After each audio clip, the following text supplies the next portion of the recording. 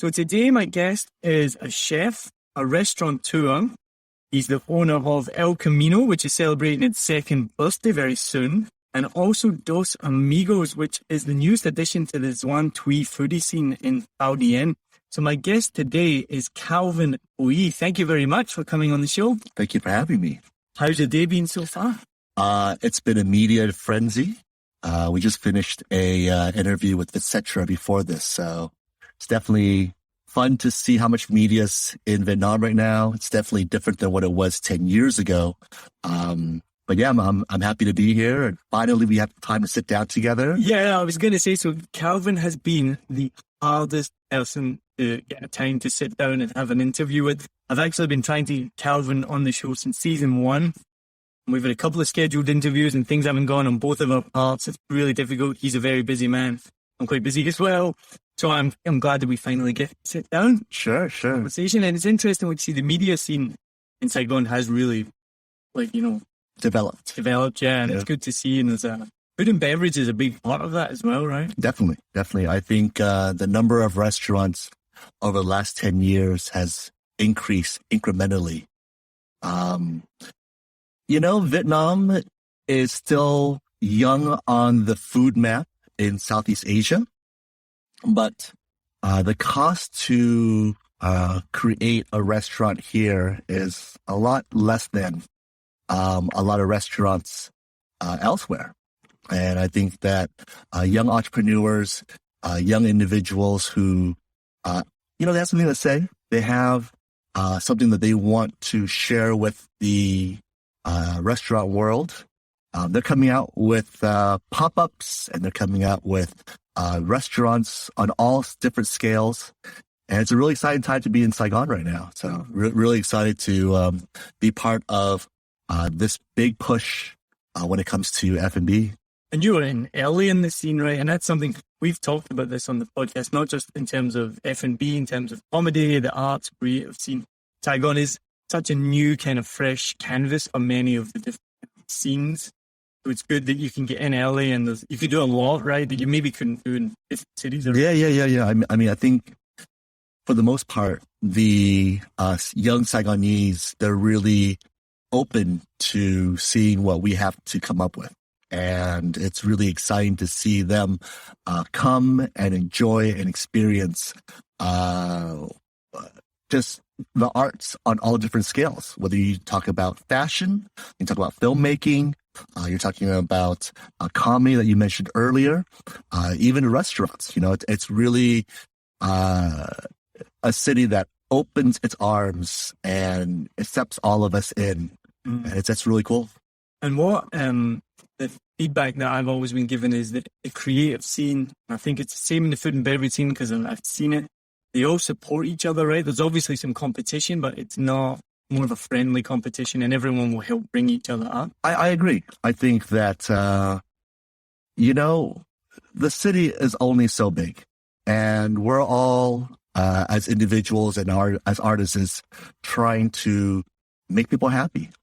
And there's no time for individuals there's just no time for any of that hatred. We're all here to work together and help one another. And I think that in this day and age, in 2019, we're definitely able to do that.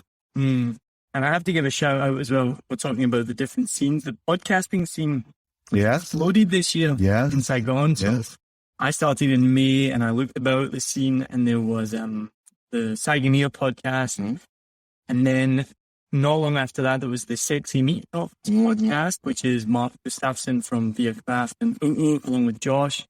And then from then, there's a new one just started, which, it's terrible, the name's escaping me, but that's interviewing creative people. And then there's another one from Dana Drehos, who I've had some dealings with, and she's an awesome person. She's doing one called Creatives in Saigon, and specifically interviewing creative people heading to Saigon. So it's like gone from before I started, I only saw one other podcast, and then now there's 4 or 5, and I'm sure there's more coming. Oh, the Bureau podcast is and they're specifically for food and beverage. Yeah, Matt and Mike. Yeah, Matt and Mike and Mel, so I listen to that regularly. What drove you to make podcasts? Boredom. Boredom is good. No, so I was a big, just like we were saying before we started recording, I was a big podcast fan. Really love the medium. You can just put it in and do the dishes, be in the gym, be driving. And so I was actually doing the dishes one day, and I have Sundays off and my wife is working and I needed something to do. And I was like, start a podcast, that seems easy. And then the name 7 Million Bikes came to me. I was like, all right, I'll buy a microphone. And then my friend Lewis, who I always give massive credit to, I said, do you want to fancy making some music for my theme music? And he's like, yeah, I'll do it. He's a music producer. And then nothing came of it. And and I'd already recorded a couple of episodes and I was about to try and find some royalty-free music just to put on there. And then suddenly got a message from him saying, how does this sound? One listen, I was like, oh my God, this is amazing. And has it changed your life being a podcaster? I guess so. Yeah. How so? I think, friendships, for one. This is one of the things. I've just been interviewed on another podcast of the Blue Expat, which is actually predominantly interviewing Vietnamese people, but they do interview some English-speaking people. And they interviewed me. And I said, for most of the guests that I've had on my show, I'd say I've become pretty good friends with them afterwards, which has been amazing. Most of them I don't know before, or even like yourself, I know of you, we have interactions, we're friendly with each other, but sure, we don't have a chance to sit down and, talk to each other. No. Really just talk. And Lewis and Kim, who were one of the first episodes, are two of my closest friends here. And the stories that I shared with them on the podcast, I never knew about them. Sure. They were so funny and so interesting. So that for me has been good. And then just, it's just been a really good buzz and it's been good interactions, meeting people, things like that. Yeah. Well, let's talk about you, not me. This isn't a podcast about... Oh, I was trying to flip it around. I know, I saw that. About you. I'm going to flip it back. So, Calvin, the first memories I have of you was I was doing teacher training, doing the CELTA, just off of Boy Vienne on Kuchin. Yeah. And my memories of you are walking by Sancho's and you just kind of yelling at somebody in Vietnamese. And like many people, when they come here first, you're like, why is that guy yelling at somebody? Why is he so angry? Sure. And then you realize that Vietnamese people, and when you speak in Vietnamese, it sounds like Lucy and Desi arguing with one another.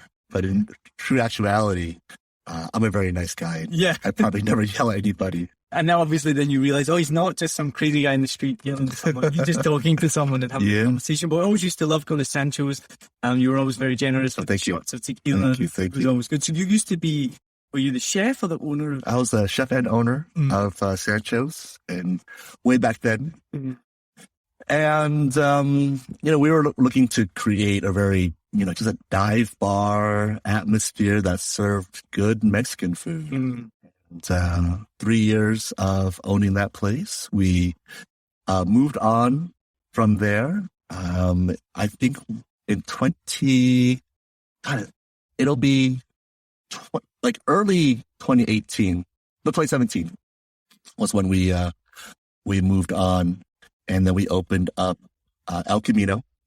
And I was away from the kitchen for quite a while when I was at Sancho's, and I really wanted to get back into the kitchen and create something that, it was a little bit against the grain. It was a little bit, it was definitely different.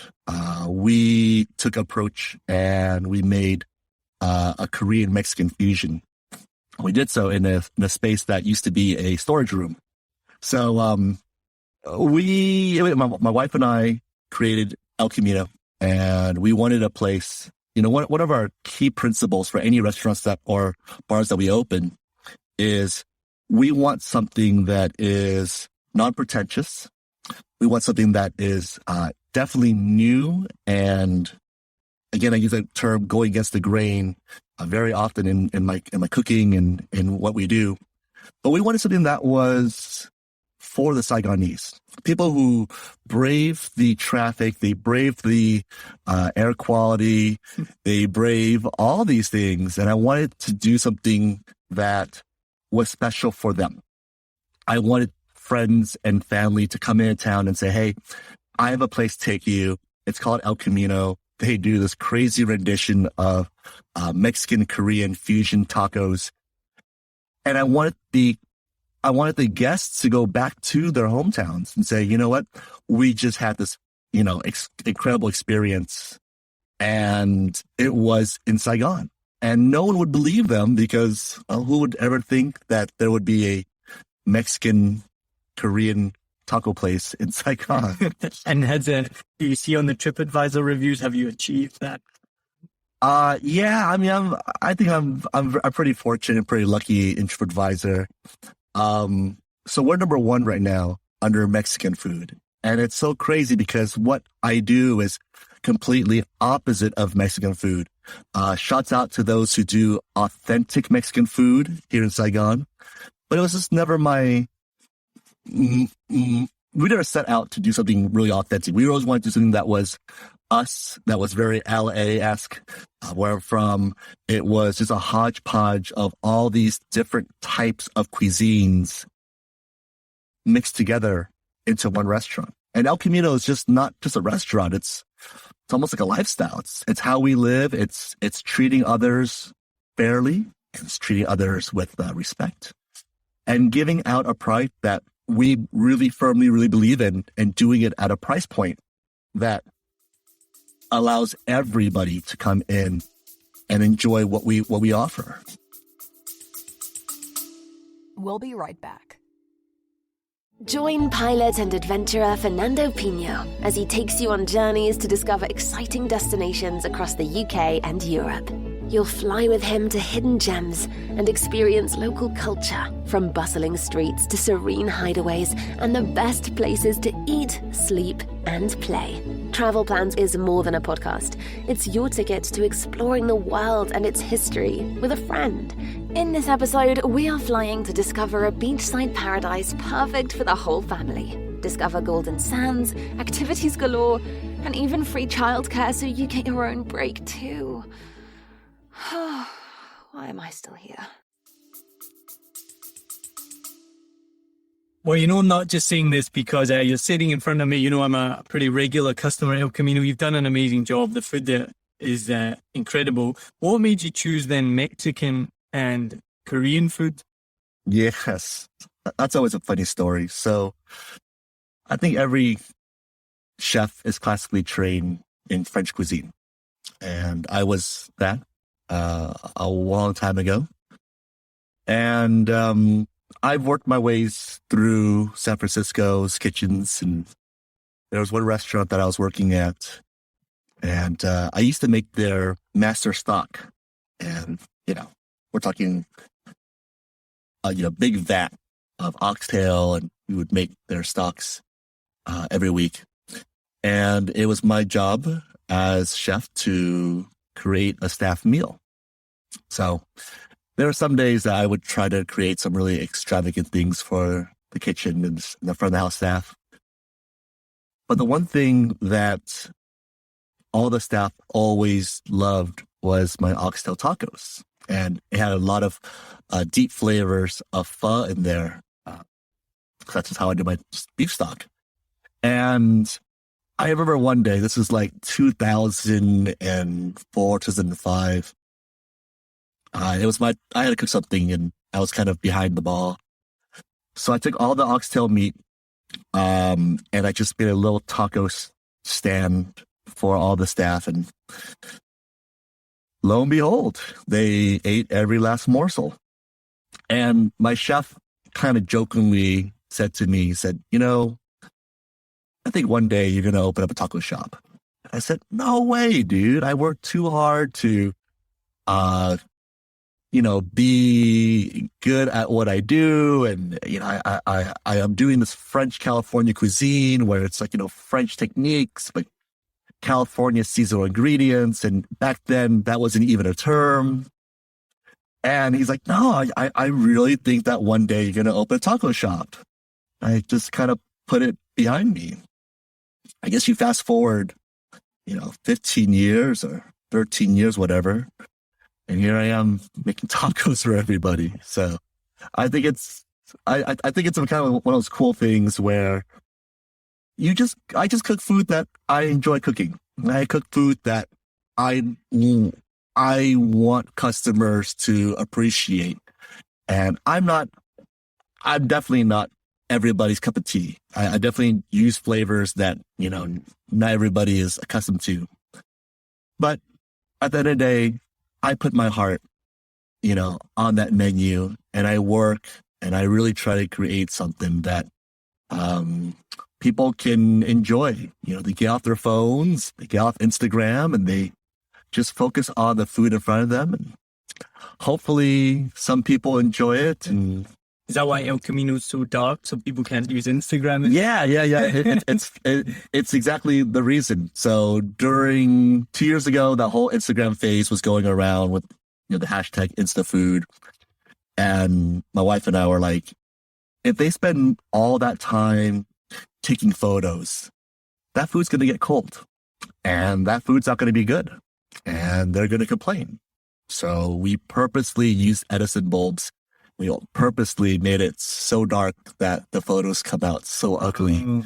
So, well, I got bad news for you. Yesterday, I saw a commercial for the Pixel 4, which can take pictures in almost complete darkness. It can take a picture of the night sky and capture the stars. Isn't that something? So once that hits the market, streets, the market, you're going to have to think, because all you have to do is type in the dark. Yeah, well, yeah, we definitely wanted our place to be a joint where just people talked over good food.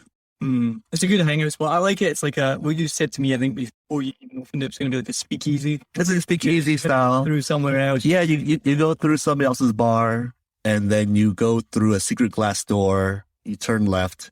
And for those who've been there, there's only one signage, and you have to get inside to actually see the signage. I'm not going to lie, the first time I went, I think I knocked the door. And she said it was a speakeasy. Yeah. It's like a speakeasy door, and we were kind of like confused. We're like, where do you go? Yeah. It's like, do we knock the door? Maybe, I don't know. Then you walk in and you're like, wait for us right there. Yeah. The front house, we're right there in the kitchen, which is always good when you walk in. Sure. It definitely is an experience. We definitely wanted people to look differently at what food could be and what restaurants could be. And we try our best to always ask ourselves that exact same question. What do we want to be known for? What's our message? And we always try to keep pushing ahead. So what's the worst complaint you've had, or the most ridiculous TripAdvisor review or review that you've seen where you're... Yeah, so we gotten like 2 bad reviews, 2 one-star reviews, but I take them really with a grain of salt. I listen and I read what they're saying, which we always try to create something better from that. So the one review that I was really, it was unjustifiable, was a review that said it was too busy. They had to wait 20 minutes for food. And I think it was just like the fact that it was just so hard to find. And I was just like, great for TripAdvisor, because they let the restaurateurs have the last say. So we definitely get a chance to speak our mind. So I wrote probably a dissertation and said, I apologize that it took 20 minutes. You little punk ass bitch. You didn't say that. I did. Y'all can read it if you're a TripAdvisor. We're going to find it. We're going to put it in the show notes. Will you please? Yeah. So I just said, I'm sorry it took 20 minutes. I'm sorry that you couldn't find a seat because we only have 38 seats. I'm sorry, but I said it. I made sure that people knew that, hey, good food takes time. And there's no reason why you should go to a restaurant and rush anything. It's an experience. You should go and have a drink and look around and smell and do whatever you need to do. But rushing is the last thing you want to do when you dine out. And I find that I think the trend these days of restaurants or of customers coming in and demanding certain things. You come into my house, I'm trying to feed you with everything I got. Why don't you try to just take it on and try to understand and appreciate what you're experiencing versus, hey, this isn't authentic. And then I asked them, what is authentic? And they showed me a picture of Taco Bell. So, you know who you are, you little punk ass bitch. But this what you're saying now, it ties in, and I sound like this the oldest man in the world, right? But like this is like the generation nowadays. This is the expectation. Again, I don't want to reference all previous episodes, but we've talked about like Tinder and how, dating has become so disposable for people, and with Uber Eats and Grab Food and, everything's faster, quicker. That ties into someone complaining about waiting 20 minutes. Like, yeah, and we're busy. And you know what? That's what happens when you're at a busy restaurant. You wait 20 minutes. You guys have awesome drinks. You can sit down, have a beer, have a chat. Sure. There's no rush to have like your food in front of you. Yeah, I think TripAdvisor is great, but when individuals become keyboard warriors, it really affects our livelihood. We put a lot of money and time and ourselves into these businesses, these restaurants. And to judge so quickly, remember, the menu comes out, you get to read through the whole menu, no one rushes you, and you choose the items that you think are best, suitable for you. The food comes out, and whether you like it or not, I think you should go in with an open mind. If you didn't like the food, tell somebody. I spend half my time in the dining room going from table to table to make sure that everybody has a good time. And if they don't, hey, I'd be happy to comp it. But you got to tell me instead of going online and doing so. And, people have their opinions. When I had my restaurants in San Francisco, even though when I got reviewed by the SF Chronicle, they still came 3 times. And they would always come with a partner. They would always order 2 different things. And the person who is critiquing your food, critiquing your service and everything about it, they have done this all their lives. When you work at that level as a food writer, I think you go into a business and go into a restaurant and you really want the chef to tell his or her story. Instead of coming there and having predisposed ideas of what food could be or should be. And then when it doesn't come out to what you think it is, you write that review. And I can speak for a lot of the restaurateurs and chefs in town. If you don't like it, don't come. I go to a lot of restaurants, and if I don't like it, I just don't go there ever again. I think that's the easiest way of dealing with it. But if you go somewhere and you have a hair in your food, or your steak was overcooked, or chicken was a little bit pink around the edges, whatever it is, there's a manager on duty. Social media makes it so easy to reach out. Everybody knows who the chef is at these restaurants. Everybody knows who the owners are. If you just write a letter to us and say, hey, yo, I didn't like what you were cooking. I'm sure one of us, actually all of us, will come back and say, hey, I'm really sorry you didn't have a great meal. Kitchens have bad days. They have good days. Maybe that was one of our bad days. How about we try to make this wrong or right? How about we bring you over and I'll personally cook the meal for you. Maybe I can change your viewpoint on how this food is. And we can be friends about it. Yeah, I don't understand the whole rush to the keyboard kind of thing. Like, because I've had it before where something's maybe not been right. Exactly what you're saying. You bring it to someone's attention, you chat to them, and it will be sorted, and you leave on a high, and you will come back. I'm going to sound like an old man right now also. But, my parents taught me they taught me manners. And one of the things they taught me was, if you have something to say it in somebody's face. Don't do it behind their back. Which is what online reviews are. That's what they are. Yeah. And some people find that they get listened to on these platforms and they feel important. But in reality, you punk ass bitch. I do like that on Foodies in Saigon, the rule is that you have to bring it up with the restaurant before you post it on there. It doesn't always happen, but it more often than not, I think. If you have something to say, listen, we're here to listen to you. I have a funny counter story to that, right? Okay. I used to live in Wellington in New Zealand, and there's a burger place there, a burger van called Eckham. I'm going to call them out because it was on the national news, right? And their burgers were fantastic. Like some of the best burgers you've ever tried in your life. All these different types. Unbelievable, right? So the owner, name's Mike. The name Eckham is Mike backwards. Oh, hey. It's all public, so I'm not naming and shaming anyone. Someone sent him a nice message on Facebook, not publicly, saying, yes, hey, we were in your restaurant. It was the screenshot of the message was shared.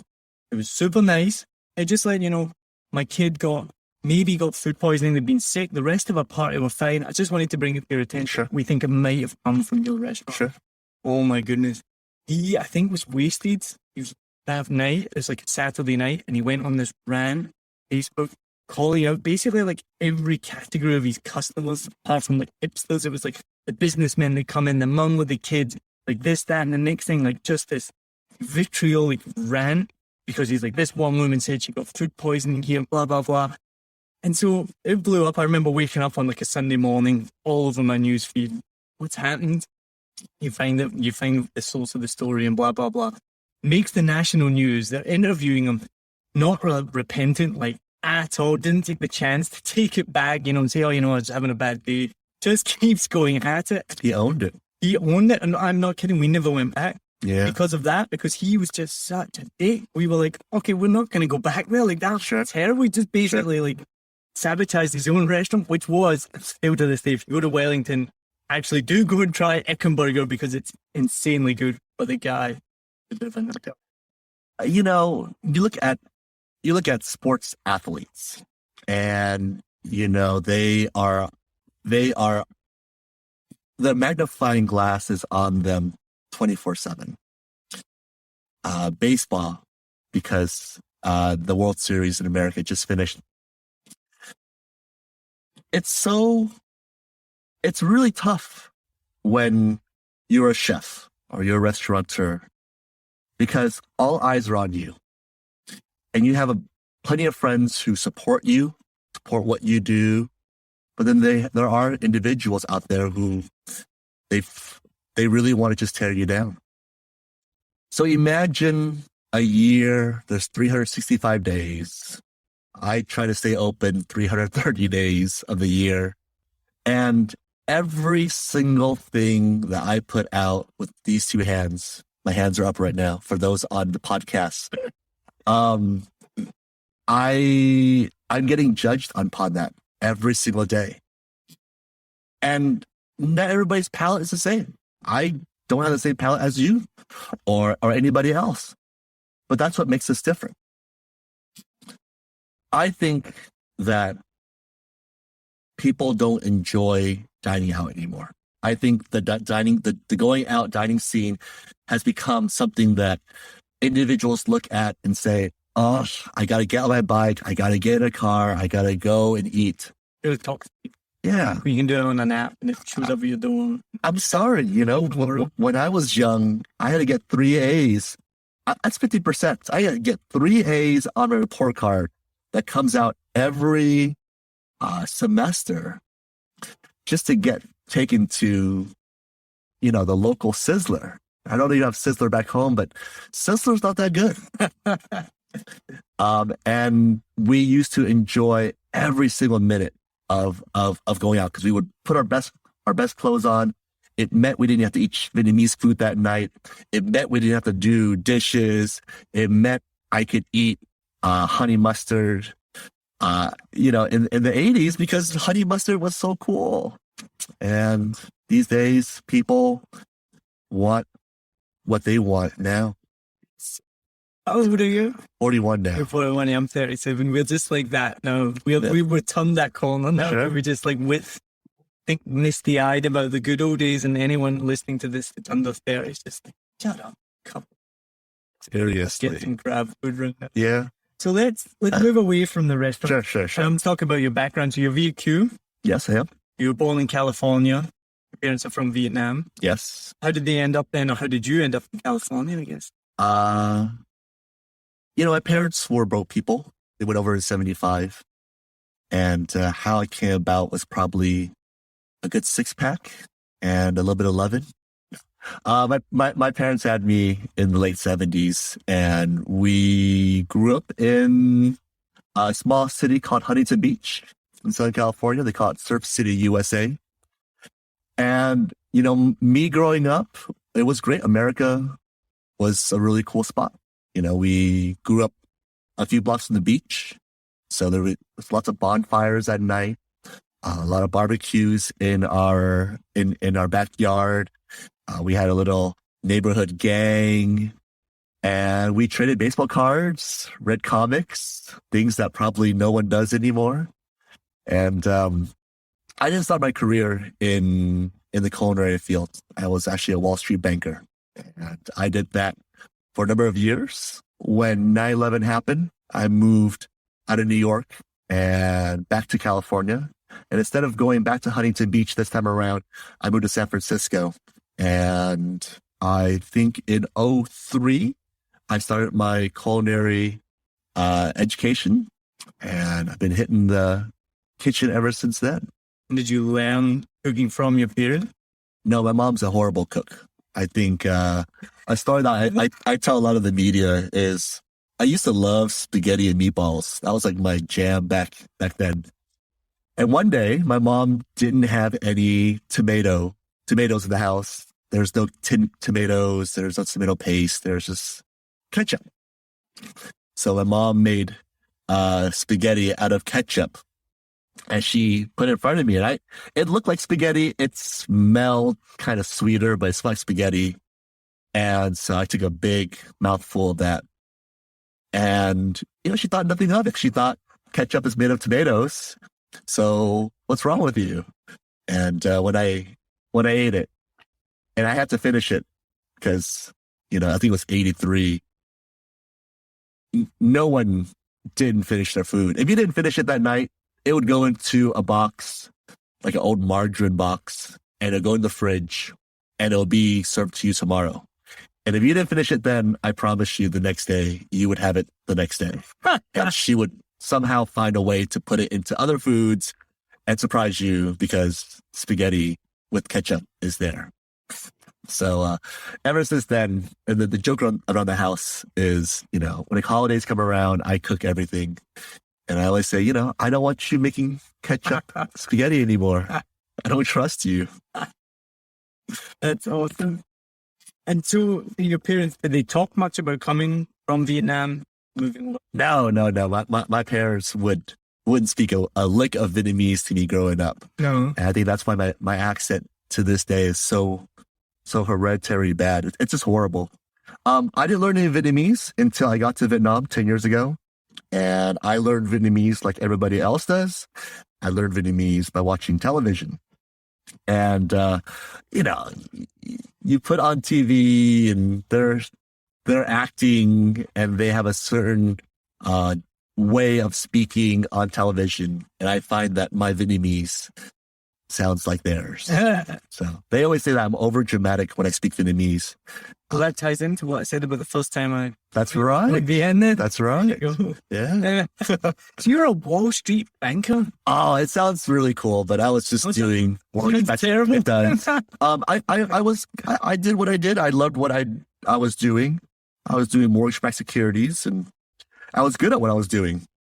I mean, at 23, I sold my first company, and I did a little traveling. And when I came back, I would dine out a lot in San Francisco. It was, or even New York and LA. It's just, a lot of people buy nice cars. They buy nice watches. I just buy food. And I remember sitting in a restaurant, probably 2002. And it was a restaurant called Towns End in San Francisco. Hopefully you're still around. Shout out to Towns End. And I was, I would frequent there, and the maitre d' would come out and they would say, "Hi, Calvin." Somebody would come out and say, "I have this new wine. It's really good." The chef would send out like an instant miso dish. And I was like, oh, restaurants seem so cool. And this was the time that Food Network was coming about. So there was Emerald Lagasse, Bobby Flay. There was Rachel Ray. And I remember sitting there and I looked into the kitchen and there was this French chef in his whites. He had his brigade. And I thought to myself, man, if it's this cool sitting at a restaurant on this side, imagine how cool it is to be in there. Little did I know that the restaurant world is so painful. And when I first started my first restaurant gig, and I was just like in there chopping vegetables and peeling potatoes, I kept looking for that French chef. It wasn't Townsend, it was another restaurant, but I kept thinking to myself, I'm going to have this French chef and he's going to be named Pierre and he's going to love me and fucking he's going to take me to France and he's going to show me fucking all these sauces and I'm going to become this top chef.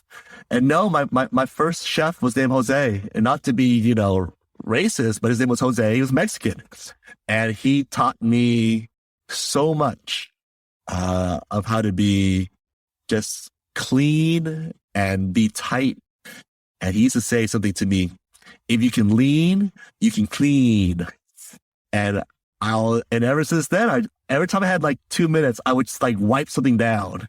So, but he was my first chef, and we didn't wear any nice whites. I think I wore like an extra large because that was all that was in the laundry basket. People in the restaurant world know that that's just all a show.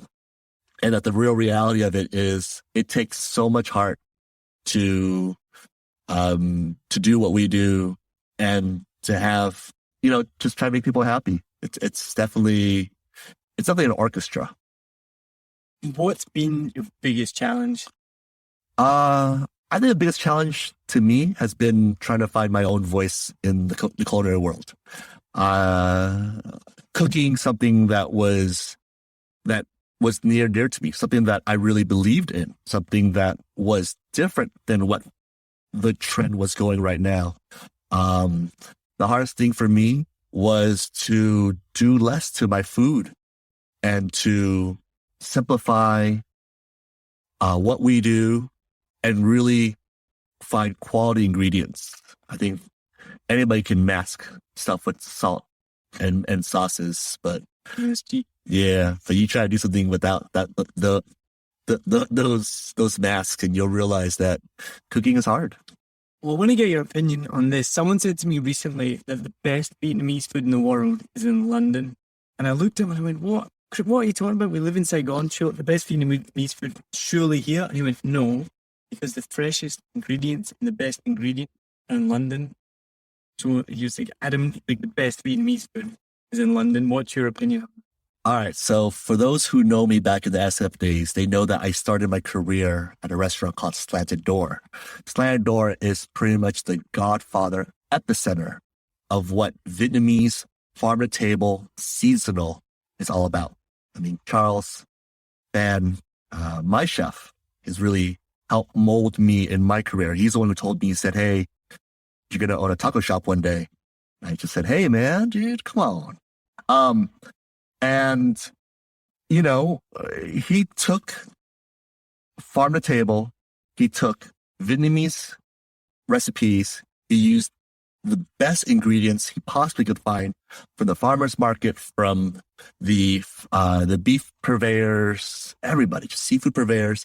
He created what I think Vietnamese elevated could be. But what is the best? Right? And so everybody has different palates.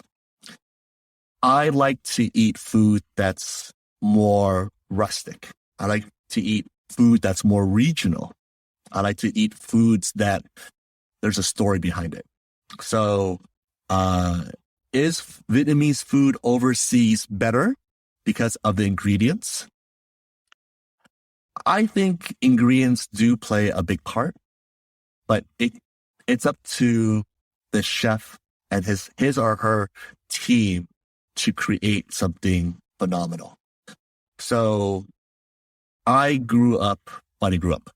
was taught from Charles and my years at Slanted Door to take basic ingredients and making them the very best. That's my style of cooking. That's how I cook. That's how I've always cooked. I just take the most simplest things and I tried my best to do something to them to make it good.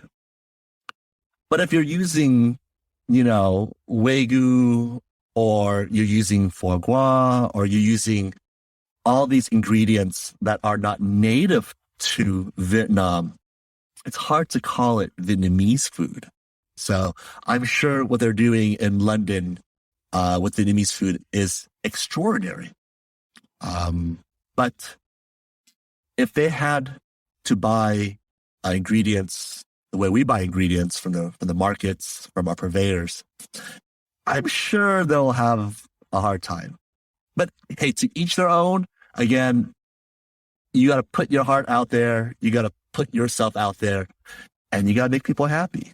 So, and food safety is obviously a big concern in Vietnam, and where you get your ingredients, of course. So, where do you get your ingredients from? So, I've been buying from a local market here in Saigon in D1, and I've been buying from the same woman for the last 7 years. So I remember before she was pregnant, when she just got married, and then I remember when she got pregnant. I remember when her baby came out. I remember holding her baby. I remember her baby going to school, and now her child is 6. And it's so great to see just that family. And I still go every morning to the markets with my little red basket and a coffee in hand, and I buy all my veg for the day. So a lot of the veg coming into Saigon these days, most of it's from Dalat. And that's all we buy. I don't care what the price point is. I buy Dalat because I know the farmers are growing, locally. Not hyper local, but local enough. But because there's such a huge demand and there's so many people here in Saigon, they start to import stuff from China. I'm not saying it's good or bad. It's just that I prefer to buy my vegetables locally. We still get our meats from Australia, and I know a chicken lady in D4 who sells me really good quality chicken, and then all the pork products come from my wife's her family's farm. I know that recently there's been a big outbreak of African swine flu, and that's a big thing that a lot of us don't take for granted. But, good restaurants, they source well. And, a lot of you guys always look for that cheaper price item. And you know what? Cheaper doesn't mean better. I run a business. I'm a businessman. I got to make sure that what I buy in is of good quality, and I need to still make money. So we're in a race now where there are new restaurants popping up every day. I was talking to a friend of mine about this yesterday, but the amount of people is not increasing. And so a lot of restaurants now open, and, props to them, but they're not thinking about what's going to happen in 6 months. They're trying to cut their pricing to get market share. But the all honesty is, no one works for free. I don't.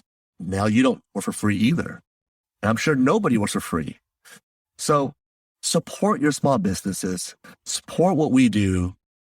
If it costs some money, no one's forced you to come to our restaurants. The menu states the price. But don't come in and then say, oh, well, so-and-so does it cheaper. Well, is so-and-so going to be around in 6 months? A year's time? Well, Saigon's famous for that, of not just food and beverage from schools just popping up and disappearing, right? Cocktail bars lately have just seemed to spring up and disappear. Yeah. The only people who make money in this city, you can quote me on this, are landlords and contractors. Because the amount of properties that are being flipped and turned, and the amount that these landlords want from us to rent their space, it's just I mean, if you guys knew what we paid for rent, you guys might really give us a break sometimes, because we pay rent, we pay utilities, we pay our staff, we pay our purveyors. And if there's any money left at the end of the day, that's what we bring home. And, you know, I mean, I come out with a fair product. I don't think I'm cheap by any means. So I just saw your post yesterday. You put your prices down. Yeah. I had to put our prices down. The day after I ate there as well. You're welcome. We were there on Sunday. You're welcome. And I didn't think it was too expensive. Yeah, I mean, in this day and age, I think a lot of us have to re-look at our strategy. And I was talking to somebody and I said, hey, you know, you create a craft product and it's so well priced. And he said to me, yeah, I have to. The market is it's so competitive now that I need to re-examine what it is that I do. And so for Dos Amigos Taqueria, we did just that. I want to feed people. I want to see plates come back clean. That's the reason why I put in the 70 hours. It's not about the money. It's not about the fame. It's not about any of that. It's when they walk in and they sit down, did I feed them? Are they happy? And is every last morsel of that plate finished? That drives me. So we lowered 2 items. Our burritos are now 100,000 from 150, and our burrito bowls are 135 from 165. It seems so drastic when I saw you post that, because I'm not joking. We were there on Sunday night. Sure. If they're not the full price. Sure. Didn't think anything of it. Sure. And then I saw your post. I was like, wait, what? That's a massive drop. Yeah. I mean, it's something we have to do. But luckily for us, we own other businesses that kind of take the hit. We make sure that it goes, that the hit goes around all 3 businesses. So we all take a piece of it. But I'd rather feed people than to have somebody tell me, hey, and it happened, hey, I don't want to pay $6 for a burrito because back home, it's $6. And is that what was happening? Yeah. I had One person. I had somebody come in and they said, hey, Chipotle is $6 and so are you. And I said, why should I be any less than Chipotle? Am I giving you a great product? Did you eat every last bite on your plate? Yes, but I think you should charge less. And I said, why, man? Why should I charge less? But this is really about the people. Going back to why we build restaurants. I hope you didn't just listen to one person. No, we really thought it out. Yeah. We want to make sure that people are fed. And if it means that Dos Amigos makes a little bit less, then so be it. I'm not trying to cut the market. I'm going what I think is an average rate. If you go out and eat, you want to spend 100,000. 150 would be nice, but let's just say you want to spend 100,000. All right. So I now know that there's a threshold for the market. And I guarantee the price of 100, it won't be there forever. But for the immediate future, if I can make people happy, if I can get people full, then you know what? I hope you guys really take advantage of what we do right now. And when we raise the prices up slightly or back to what the original cost is, I don't want to hear people telling me that, oh, I'm paying more now. Consider this, us being really friendly to the audience, but us also being very fair about who we are. So you're going to start seeing that Dos Amigos is going to be a little more self-serve. I'm going to need less staff. And what we do by doing so is we're going to lower the prices because my overhead is a little less. So I'm going to pass along the savings to the customer base. So if you come, go to the counter, order, sit down, be a little patient with us, and we're going to try a different approach. We're going to try to do more self-serve restaurants, and we're going to lower the price, but we're going to try to do so with everybody's help. We need your help with volume. We need your help with with being patient, and we need you to tell a friend, because that's the only way we're going to be around next year, the following year, and the year after. We need people going out there and enjoying restaurants again.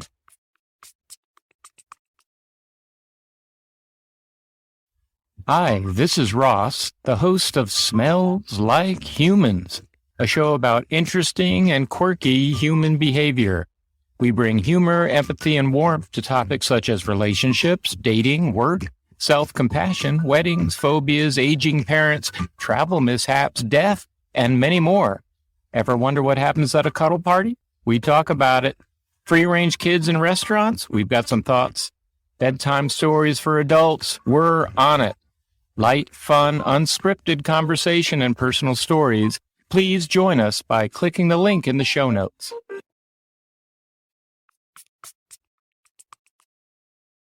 Do you think, I've talked about this in terms of beer. Do you think one of the challenges in terms of price is because you can go and get a banh mi for 10,000? People know that they can pay that little for this delicious piece of food. Sure. And I think the beer industry has the same challenge. I can go and buy a Saigon special for 15,000, which is fine. Or I can spend 150,000 for the same size beer. Obviously, the quality is infinitely better, but it does the same job. Do you think because in Vietnam there's such a difference between prices? I don't think it exists many other places in the world where you can get something so cheap and then the same item so expensive. Is that what's part of the challenge for the pricing? I'm going to be very straight up right now, and y'all can quote me on this. The days of Vietnam being cheap, they're long gone. You can live any lifestyle you want. You can live in Tân Bình. You can eat banh mi. You can drink Saigon special. That's on you. That's how you want to live your life. But it cannot, a person's lifestyles or choices cannot drive a market. My market that I go after is definitely not those individuals who want to find a cheaper lifestyle. If you guys want quality, you guys should think about the individuals who create it for you to enjoy it. Because if you don't support it, we close our doors down and we go somewhere else. And this city is going back, right back where it was 10 years ago, when there were only 5 restaurants. So it's up to the consumer. Start thinking about, do I want this, handcrafted small batch beer, gin, what have you, or burrito or taco? Yeah. If everybody is going to live that old lifestyle that I was living 10 years ago, you're going to see all of us pack our bags and say, hey, I can go to Seoul, Korea. I can go to Tokyo. I can go to Taiwan. I can do the exact same thing I do here and make 3 times as much. And people will appreciate us. So if you don't appreciate craft, if you don't appreciate what you get in Vietnam, somebody else will copy us, but they won't do the exact same level that we can create. Do you think that needs to be kind of marketed more? The way you're talking there about it being handcrafted, locally sourced. I don't see that in the marketing. Are people scared to do that because it's too hipster, it's too cool? It's like people are going to be turned off by that? I think everybody has their own style of marketing. I'm sure, if you guys follow me, I have definitely my own style of marketing. But I've always been transparent in what we do. And we've always tried to serve the very best that we can. Within a certain price range, I tried my best to create something that was good. You know what? If consumers who flock to Vietnam think that living here, they can make $2,000 a month working, and they want to hoard all that money, and they don't want to reinvest it into society, there's going to become a day where none of us want to do what we do because we don't have to. We do this for the people, not the other way around. I think that a lot of restaurateurs and a lot of people in this industry do not want to say that, but I'll go on the record and say it. We do this for the people. If we're not appreciated, I'll close up tomorrow, and I'll go somewhere else, and I'll reopen, and there will be individuals who come and enjoy what we do, what I do, what any of us do. Support small businesses, support what we do. If you want to eat Popeyes, you want to eat McDonald's, that's on you. And I eat McDonald's all the time, so I'm not going to say anything bad about them. So I feel like who you're talking to right now, though, is expat. I'm talking about it to everybody. Yeah, I mean, expats. This is that applies to Vietnamese. The Vietnamese middle class is growing so fast, and you go to any like restaurants that are blooming right now in Saigon. I've talked about this before. What I always think is so refreshing is there's so many Vietnamese people there. It's amazing to see. It's not that stereotype of it's just all wealthy expats there. Yeah. All these Vietnamese people enjoying all this expensive airport food, beer, beverages, things like that. But do you not think that market is there for that? They want that. The market's there. I mean, a lot of us have a hard time cracking that market. There's a few of us in town. I think Baozi and what Chris is doing is like tremendous. What Ut and Beer Crafters are doing is tremendous. What Quince and Tomatito and Stoker are doing is tremendous. Octo, Fresh Catch, Cocat, all the people that I'm so close to and who've supported me from my early days, you know, we're all trying to break that Vietnamese market. But yeah, you know, if you want to call it out, expats who come out here, I think one of the PPC words that you can buy on Google is cheap Vietnamese lifestyle, and that goes for like a good amount of money per click. But why should Vietnam be cheap? Why should what we do be as affordable as Cam Dum? Because what we do is not Cam Dum. But this came up in season 1. One of my questions I asked was, what's the biggest misconception out of Saigon as well? And one of the answers that came back, which I hadn't thought about, was people overseas perceive it to be cheap. People think of Conoco Hat, farmland, war-torn country. People who live here say, like, you know, that's what my friends and family think it's like back then. Yeah. And then they explain, like, oh no, it's like a big modern city. Agreed. Modernizing. So I think people who are doing that click looking for cheap Vietnam lifestyle, I was probably one of them 3 years ago when I first came. And I was 10 years ago. So I'm not saying that I didn't live that lifestyle. I lived it for so many years because I was so poor for so many years. I'm just less poor now. You know, you can choose whatever you want to eat and you can choose however you want to live. But if you want to see what Saigon is in this day and age, go out there. I promise you, when you look at a menu of, say, you know, my favorite restaurant is Quince. Shouts out to Julian P. and their whole crew out there. If you look at his menu, his starters run $8 to $12. You go to LA, San Francisco, or New York, a beer is $12. One of their starters is $18 to $27. Things cost. And we can't, as restaurateurs and chefs, we can't take that out of our pocket. We're trying to give the consumer something that is seriously good. And if you want to support it, if you want to enjoy it, a night out for one person at a really nice restaurant will run you $60, $70. In-N-Out Burgers was like $45 for me and a few friends not too long ago. Can't be the comparison can't be made. The beauty of Vietnam is that, so Sunday night I went to Dos Amigos, fantastic meal, paid full price. I was okay with that. Glad you did. You know, this morning I had a banh mi, 10,000 dong for breakfast. I'm heading out tonight to Vinh Can in District 4 on the seafood street. You'll eat quite cheaply there. Sure. I love the dichotomy and the diversity of being able to do that. You know what I mean? And I agree. I love the fact that I could have a great meal at any time for any price point. I think that's one of the best things about living in Vietnam is that we have that option. But please keep in mind that everybody has to make money. The gum thumb lady is going to raise her prices soon.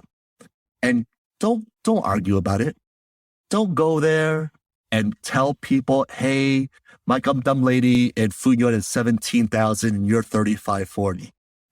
You have a choice to where you want to eat at. Stop yelling and start appreciating what people do. I feel like those TripAdvisor reviews are starting to get, It's hard being number one. Yeah. It's hard being number one. Right, we're going to move on. We're going to wrap up now because I find this, and I've said this before, I feel like the sign of a good podcast episode, for me anyway, is when there's more to talk about. And we've been talking for a while now, and I feel like we could keep talking for Sure. So we will have to wrap it up just for that reason, but I think that's the sign of a good episode. So we're going to end with the same question that I ask at the end of every episode in season 2. 7 million bites, over 7 million bites in Saigon. What kind of bike do you drive? How do you deal with Saigon? I drive a Honda Cub. And how do I deal with traffic? Being here for 10 years, traffic wasn't this bad beforehand. I think if you want to live in a big city, traffic's something you deal with. There's no way around it.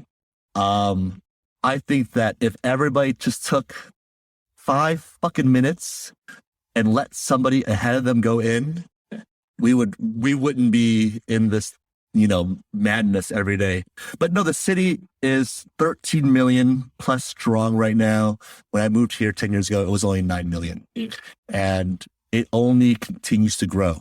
So if you don't like the traffic, well then walk. Walk. If for the traffic. Yeah. What's the oddest thing you've seen on a bike? There was one time I saw 5 monkeys on a bike. I love this question. I know. Answers. No.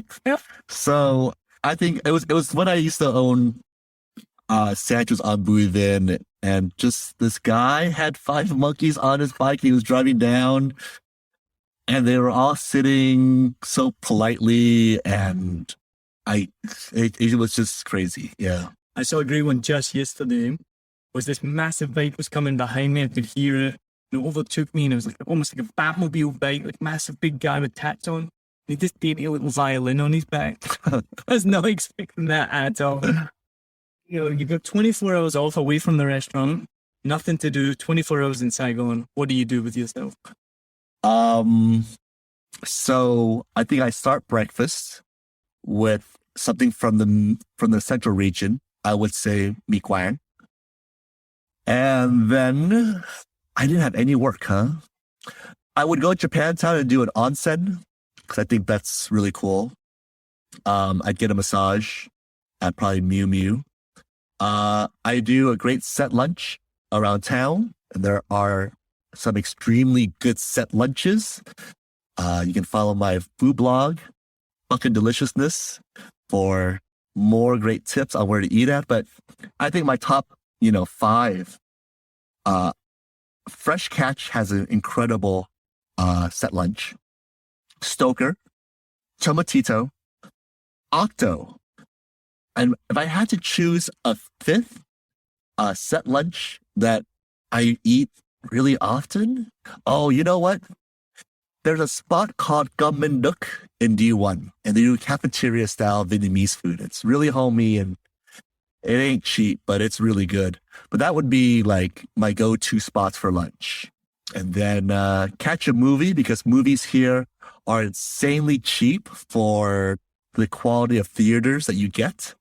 I don't know, man. Crack a bottle of vino, have some beers, just enjoy life, but don't do it cheap. Just spend some money, guys. Do what you want to do. Do what you want to do. So you've had your 24 hours off. You're relaxed. You've now got a week to explore Vietnam. Where do you go? So I've been here 10 years, and I've been around to a couple cool spots. I like to go off the beaten trail. So Ninh Binh was really cool because they have a grilled mountain goat. To all the vegans and vegetarians out there, I'm sorry. I enjoy places down south like Rat Ya and Hòn Đảo is really nice. A week off, where do I go? I mean, if it was me, I would just stay in Saigon and just eat my brains out. That's all I would do. I don't need to go see anything. But there's a lot of great places in this country. I love Hanoi. I love Da Nang, Nha Trang, Dalat. I love Vietnam. I've been a pro advocate of Vietnam for so many years, and I still continue to be a pro advocate of Vietnam. It's a great place to be at. It really has supported my career, and I hope that during 10 years of being here, I have given back just a little bit, because Vietnam's given me everything. What you were saying there, that's a nice sentiment. Yeah, I like that. That's great. Thank you. Tying into all the amazing places that you know in Saigon, do you have a hidden gem that you can share with the listeners? Yeah, I think there's one place that really speaks, it speaks wonders. And I think that, they've been around for so long. I really like Secret Garden. 5th floor walk up, the signage is small, but when you rooftop dining, great food, great pricing, great everything. I think that's a place that I take a lot of my my guests who travel through. We eat there, twice a month, but the food's good.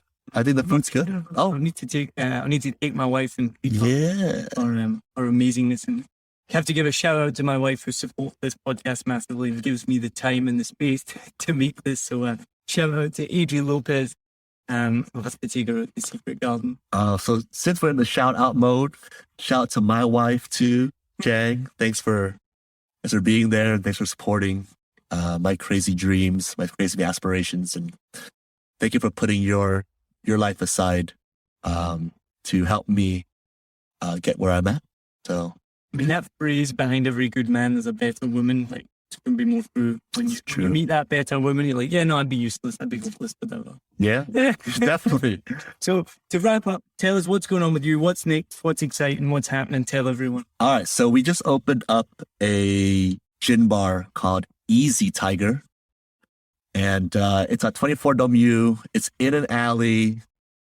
There are some female masseuse in the front of the alley. Don't mind them. We are not a speakeasy because we have a sign. And I want to be very clear about that. We're not a speakeasy. But it's a gin bar. And I currently carry 33 of, I think, the best gins that we have in the market right now in Vietnam. Drinks start at 95,000. A G&T is 95. There's no reason not to get drunk. We're, again, going into the market, giving the consumer something that's very fair, very fun, and very different. When you walk into Easy Tiger, I hope you can find it. 24 W, go straight down. On the right-hand side, you'll see a metal door. That's where we're at. We'll put the map in the show notes. Yeah. Would you please? Link in there so we find it. There's only so many seats, and we're not trying to be a big bar. Get a drink at the bar, find a wall to lean on, have a conversation, talk to a stranger, talk to two strangers, get off your phones, and enjoy what we do. And there's a little hot tip on there. We do truffle popcorn. And I think that's going to entice a lot of people. Hopefully it does. So come on down and come kick it with us. I'll be in soon for sure. And then you said El Camino's got its second birthday next year. El Camino. It's crazy. Yeah, second year. Dos Amigos Taqueria is in Taodian. I think there's going to be a lot of moves from our group next year. Stay tuned. I have a few bets on the market on what the next trend is going to be. So we're going to hopefully be first in that and set that trend. And yeah, I think next year is going to be really exciting for us because we're going to do some really incredible things. I think you'll get an idea what the trend is, but I'm not going to say it on here. What a tease. Thank you so much, Thank you so much. It's been awesome. It's been worth the wait. As I said in the beginning, we have taken a while to get this together, but I'm glad you've come on and been amazing chatting with you. Really good to hear some insights into the industry. I truly hope you don't go anywhere because your food, I'm not just kissing your ass. I think your food's amazing. You do a wonderful job. And I'm definitely, I'm Scottish, mate. So you put your prices down, I'm coming in more. Oh, tell a friend. Tell a friend. It's all we ask. I was going to say that earlier as well. Something that frustrates me often with restaurants, with everything, they'll say, oh, can you leave a review online? And do you know what I would say to them? I say, I'm not going to leave a review. Sure. I just don't do it. I just can never be bothered. But I will tell somebody. And I think but people forget about the good old word of mouth. Like if I have a good time, I'll be messaging my friends. I'm like, do you know what? I just went to Los Amigos. It was amazing. Yeah. That's so much more valuable than just throwing out a review online. That's how we've always worked. We're a small business. We try to touch everybody somehow, some way. And yeah, people ask for reviews. I never ask for a review. I honestly, the best thing you can do for me is eat all your food and, leave a tip for your servers because it's nice to give them a little something, but tell a friend, come back. That's all I can ask for. I don't need any online reviews. So the best thing you could do is come on the 7 Million Bike podcast and just promote all your businesses. What is your viewership? I heard it's like 9 million subscribers. Something like that. We're getting close. Congratulations. Congratulations. Awesome. Thank you so much. I'll definitely be seeing you around. All right. I'm going to go eat some cheap food now.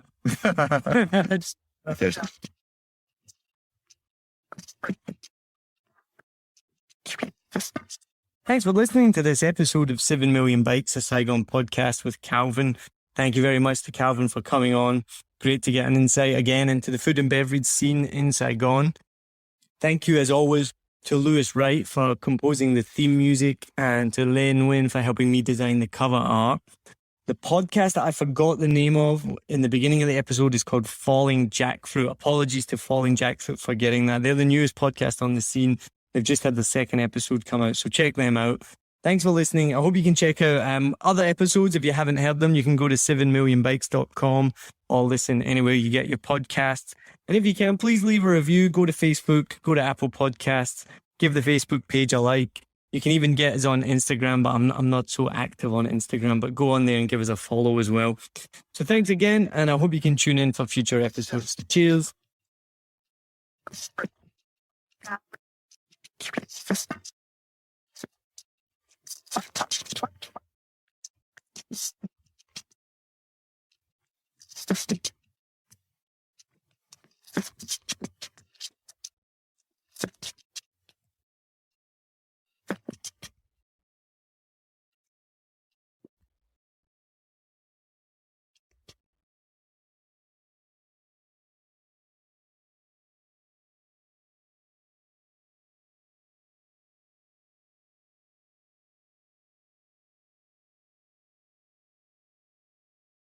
Ever heard a joke and wondered, did that really happen?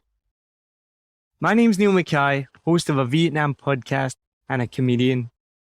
Long before I ever started comedy, when I heard comedians tell the craziest, funniest stories, I would always wonder just this.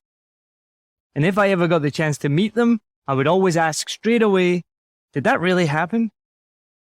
9 times out of 10, the answer was yes. In this new podcast from 7 Million Bikes, we talk to comedians from around the world, play you one of their favorite jokes, then ask them, did that really happen? Click the show notes to listen and subscribe from wherever you get your podcasts. I hope you enjoyed this episode. If you're like me, you may use your laptop at places where you have to use public Wi-Fi. This opens you up to digital snoopers. It's a massive problem. It can be your internet service provider, or you know who, looking at what you do online, or a cyber criminal trying to steal your bank passwords or credit card info, or even a hacker at the next table trying to steal your sensitive data. These days, it is vital that you keep your data safe. NordVPN keeps all of these snoopers away. It makes your internet activity private, protects you from accessing dangerous websites that are phishing for your data, and lets you enjoy your favorite content securely, even while away from home. And it's easy to use, even I could use it. I've actually been using NordVPN for years now here in Vietnam, and I'm excited to be an affiliate partner with them. I've used NordVPN to watch Netflix, BBC, Disney Plus with ease, and I also know that my information and data are safe from prying eyes, whoever they may be. Join now and you'll get 68% off and 3 months free when you go to my link, nordvpn.com/SMB. Just again, for those hard of hearing, nordvpn.com/SMB. The link is also in the show notes. I know nobody checks them out, but go check that out and you can get the link from wherever you're listening to this podcast. As an affiliate partner, it also means that I will get a small commission when you sign up, but at no extra cost to you. So not only will you be getting a great deal through 7 Million Bikes, you get a great VPN and you'll be supporting 7 Million Bikes podcast. Stay safe online and enjoy the shows you love. Any questions, just let me know. You know how to get in touch with me. And thanks for listening to this show. Cheers.